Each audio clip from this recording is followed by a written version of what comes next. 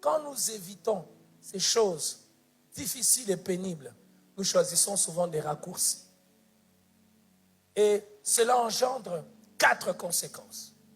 La première conséquence, quand nous ne voulons pas affronter des choses difficiles, des situations compliquées, comme la persécution, comme Goliath, première chose, nous ôtons de notre vie ce qui va faire la beauté de l'histoire de nos vies.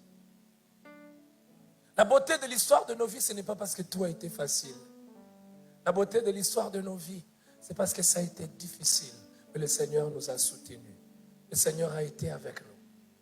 Le problème, ce n'est pas que ça soit facile. Et dès que j'encontre quelque chose de difficile, que je puisse courir. Non, je ne fais pas partie de ceux qui fuient.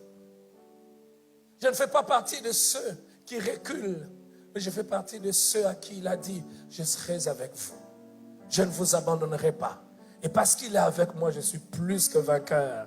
Alors, je lève ma tête et je marche en avant. Je regarde mes défis, je regarde mes difficultés et je sais que chaque situation qui arrive, quelle que soit sa difficulté, le Seigneur a rendu mon cœur capable de l'affronter. Je ne tournerai pas le dos, j'avancerai au milieu de la tempête, au milieu de l'incompréhension, au milieu de mes faiblesses, au milieu des manques. J'avancerai. Pourquoi j'avancerai? Parce que je sais qu'il ne permettra aucune preuve de venir dans ma vie s'il ne m'a pas rendu capable.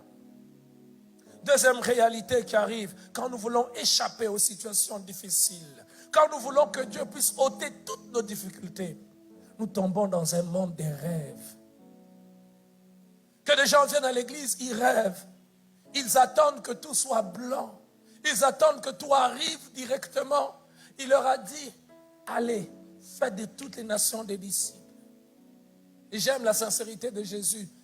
Il dit, je vous donnerai des choses au centime avec des persécutions. Et quand ils sont en train d'accomplir leur mission, ils n'attendent pas que leur mission soit facile. Tout ce qu'ils s'attendent, c'est que Dieu soit avec eux. Combien de gens rêvent? Combien de personnes qui viennent dans nos églises rêvent? Et ils veulent ôter ces histoires de la Bible.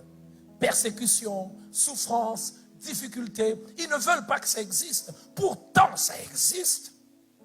Ils veulent que ça soit facile. Ils veulent que le mariage soit facile. Ils veulent que le ministère soit facile. Ils veulent que l'éducation des enfants soit facile. Ils veulent progresser facilement. La vraie gloire laisse toujours des cicatrices. Notre Sauveur, il nous a sauvés. Mais il est assis à la droite du Père aujourd'hui. Et j'aime ce que la Bible dit. Quand il est ressuscité, il n'a pas montré aux disciples des miracles.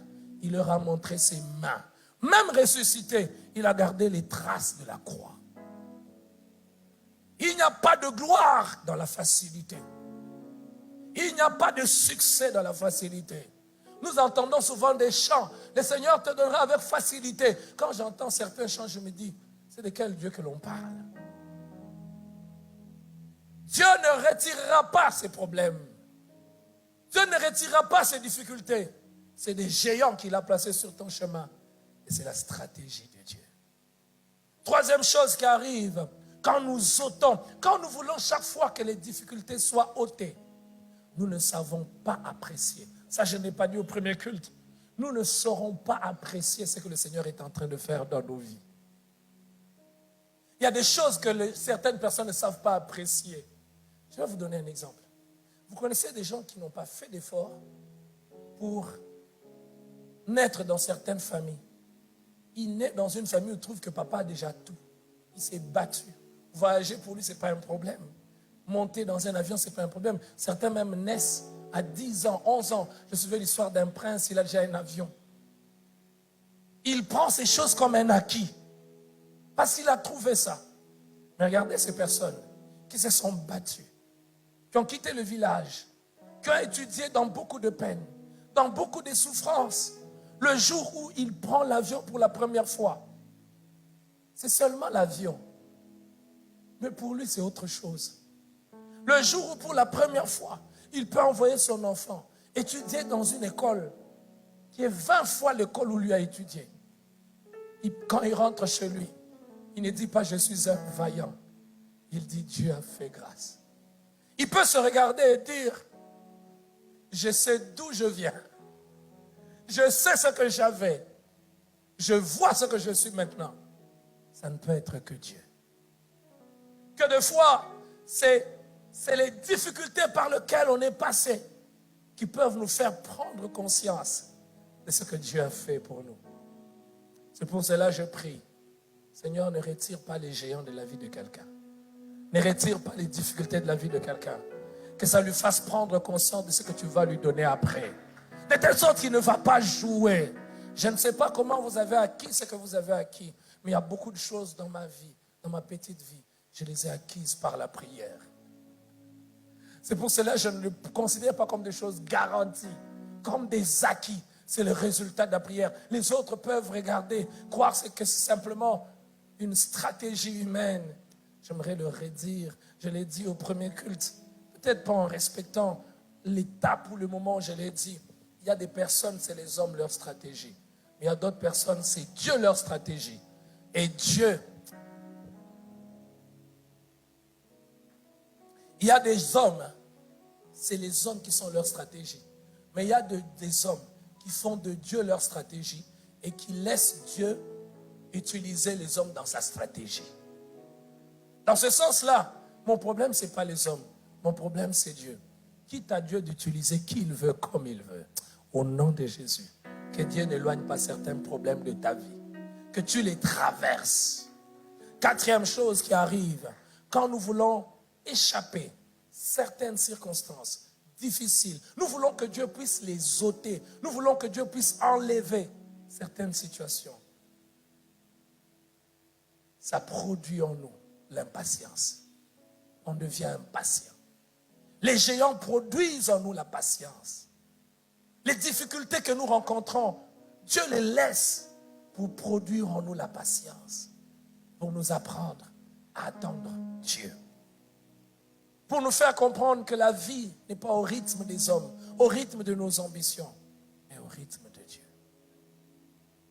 Es-tu prêt à marcher au rythme de Dieu? Quand tu pries, tu jeûnes. L'apôtre Paul a prié. Il a prié. Et Dieu lui a dit, ma grâce te suffit. Seigneur, je veux que ça change. Seigneur, si tu peux enlever cette situation. Mais Dieu d'amour, Dieu puissant, Dieu vivant, il regarde son serviteur Paul, missionnaire, qui a été fouetté. S'il était quelqu'un d'ici, les amis, quoi nous monnaie. Tu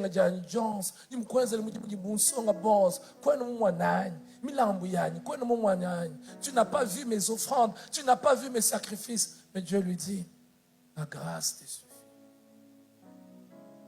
Cinquième raison, ou cinquième chose dangereuse qui arrive quand nous voulons ôter les situations difficiles de nos vies. Nous nous privons toujours de la gloire que Dieu a prévue pour nous. Que des gens, en refusant le chemin qui semble difficile, se sont privés de la gloire de Dieu. Ils ont choisi des raccourcis.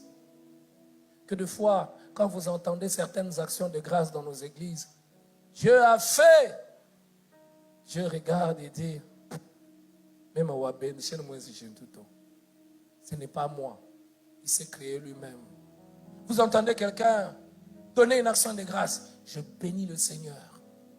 J'ai satisfait. Dieu regarde et dit, c'est pas moi.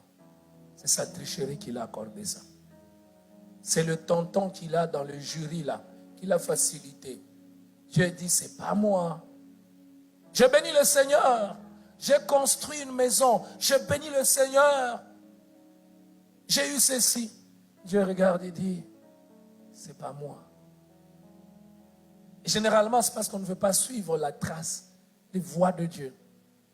On veut se créer nous-mêmes des choses. C'est trop difficile d'attendre Dieu. C'est pas facile. Je répète, Dieu n'ôtera pas toutes nos difficultés. Et ce matin, je prie au nom de Jésus.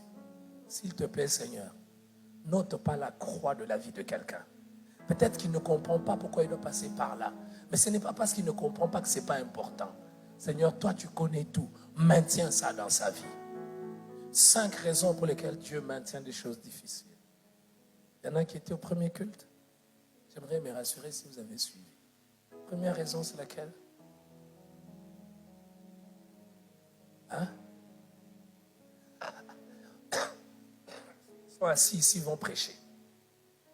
On va citer les 5 raisons avec elles. Ne regardez pas vos notes. Première raison pour laquelle Dieu nous fait passer. Dieu maintient les situations difficiles. Dieu veut travailler nos cœurs. J'aime quand, dans la Bible, il est dit, je l'amènerai dans le désert. Et là, je parlerai à son cœur. Ces géants, cette difficulté que tu traverses, tu veux qu'elle s'arrête. Tu es en train de crier à Dieu, de dire à Dieu, Seigneur, tu dis comme Jésus, si c'est possible, éloigne cette coupe de moi. Mais le Seigneur regarde. Il regarde là où il t'attend, là où il te veut. Il dit, il n'y a pas un autre moyen par lequel je peux lui donner ses leçons. Je veux lui donner ses leçons par ça.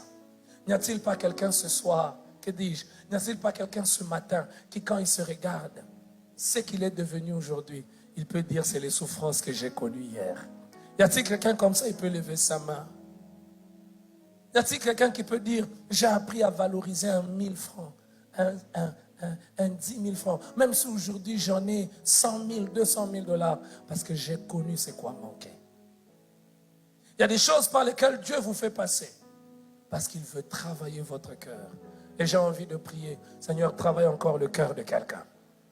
Il travaille ton cœur là où tu travailles. Tu as un collaborateur invivable, un chef terrible. Peut-être qu'on t'a rabaissé de là où tu étais. Tu avais une position enviable. Dieu m'a chargé de te dire ce matin, il t'a amené ici pour travailler ton cœur.